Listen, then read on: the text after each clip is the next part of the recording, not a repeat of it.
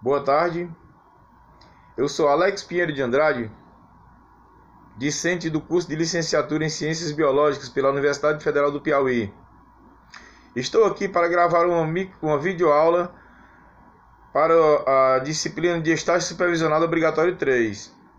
Essa videoaula ela é com a disciplina de Biologia do primeiro ano do ensino médio e tem como tema Vida e Energia, onde vamos trabalhar mais especificamente sobre ecologia de populações. O nosso objetivo é conhecer os fatores que influenciam no crescimento de uma população, que são os fatores bióticos e abióticos, identificar as interações ecológicas que ocorrem nas populações e observar os tipos de relações ecológicas que causam desequilíbrio ambiental.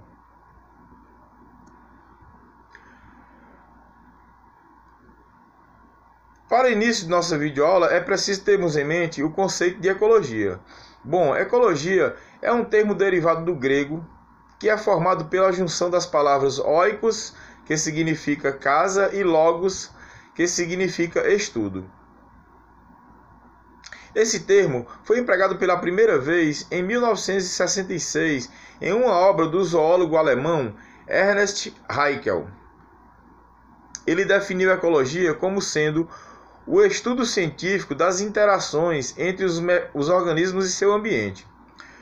Posteriormente, Krebs, em 1972, definiu a ecologia como o estudo científico das interações que determinam a distribuição e a abundância dos organismos. Porém, de uma maneira mais operacional, podemos definir a ecologia como sendo o estudo das interações que determinam a distribuição e a abundância dos organismos através do tempo. Uma população pode ser definida como um grupo de organismos pertencentes à mesma espécie e que vivem em uma mesma área geográfica. Complementando esse conceito, podemos dizer que esses organismos possuem maior chance de reproduzir-se entre si do que com outros grupos de indivíduos de uma outra região. O tamanho de uma população é limitado pelo meio em que ela vive, uma vez que o aumento exagerado, por exemplo, pode causar desequilíbrios ecológicos e afetar também os indivíduos com os quais essa população interage. Podemos concluir, portanto, que existe um tamanho ideal para cada população, que se mantém mais ou menos constante ao longo do tempo. A população está sob a constante influência de vários fatores. Dentre eles, podemos citar os nascimentos e mortes, além dos movimentos realizados pelos organismos. O número de indivíduos de uma população irá variar em função da disponibilidade de alimento, predadores, locais para reprodução, além de vários fatores ecológicos dentro do habitat. Os processos ligados ao número de nascimentos, mortes e movimentos dos animais variam em relação às interações dos indivíduos com os seus ambientes. Os processos populacionais têm grande participação em diferentes aspectos da evolução das espécies. Estes processos estão em íntima relação com mecanismos de seleção natural, atuando também na regulação da estrutura das comunidades e no funcionamento dos ecossistemas. Os fatores bióticos são o conjunto dos seres vivos. Eles podem ser divididos em dois grupos. O de organismos autótrofos, que são os organismos que conseguem produzir o seu próprio alimento. Eles também podem ser chamados de produtores. Todos eles são fotossintetizantes, pois realizam a fotossíntese, ou como quimiosintetizantes, pois realizam a quimiossíntese. E também os organismos heterótrofos, que são os organismos que não produzem seu próprio alimento. Eles também podem ser chamados de consumidores, que são organismos que se alimentam de outros organismos, ou decompositores, que degradam a matéria orgânica. E os fatores abióticos, dentre eles podemos citar os fatores físicos, que são a radiação solar, temperatura, luz e umidade e ventos. E os químicos, como os nutrientes presentes nas águas e nos solos, e ainda os geológicos, como os próprios solos. Nenhum ser vivo é capaz de viver isoladamente, isto é, sem se relacionar com nenhum organismo. Eles sempre estabelecem relações, sejam com seres da mesma espécie, sejam com espécies diferentes. Essas relações podem ser benéficas aos organismos, não causar nenhum prejuízo ou ganho, ou ainda provocar danos a um dos envolvidos. O que são relações ecológicas?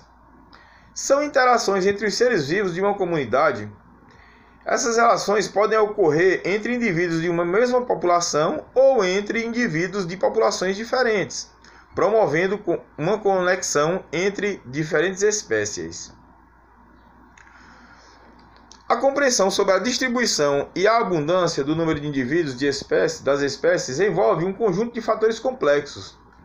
Entre eles, a história da espécie, a evolução, os recursos de que essa espécie necessita para sobreviver e se reproduzir, as taxas individuais de natalidade, mortalidade e migração, e as interações que ocorrem entre os indivíduos da mesma espécie, que são as chamadas interações intraespecíficas, e entre espécies diferentes, as interações interespecíficas. Para uma melhor compreensão dessas relações ecológicas, eu trouxe aqui esse mapa mental que cita as relações interespecíficas divididas em harmônicas e desarmônicas.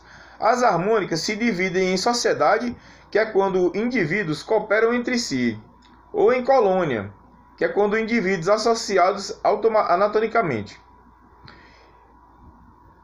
E desarmônicas quando há canibalismo, onde um indivíduo alimenta-se do outro da mesma espécie.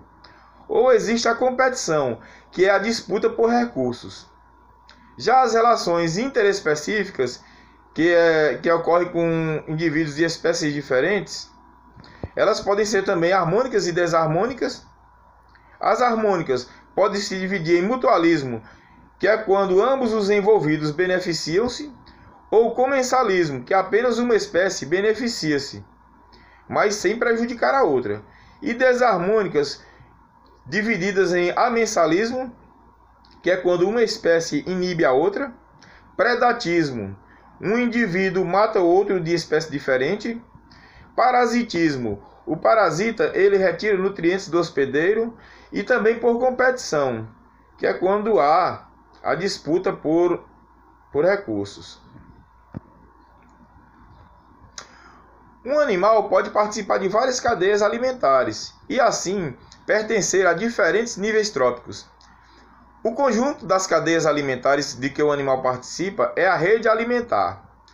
Nessa figura abaixo, podemos observar o vegetal, que é o produto, o grilo como consumidor primário, um sapo como sendo consumidor secundário, a cobra ou serpente como consumidor terciário e o gavião como consumidor quaternário.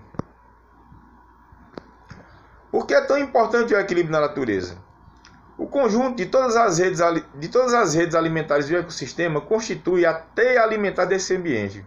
O conhecimento dessas cadeias e teias alimentares é muito importante para entendermos o delicado equilíbrio que existe na natureza, pois esse conhecimento nos permite propor medidas racionais de utilização dos recursos naturais. A introdução de espécies exóticas, que são as espécies não nativas, em um ambiente, também é um fator que pode gerar graves desequilíbrios ecológicos. Bom, pessoal, era isso que eu tinha para apresentar por hoje. Desejar aqui a vocês uma boa tarde e bons estudos.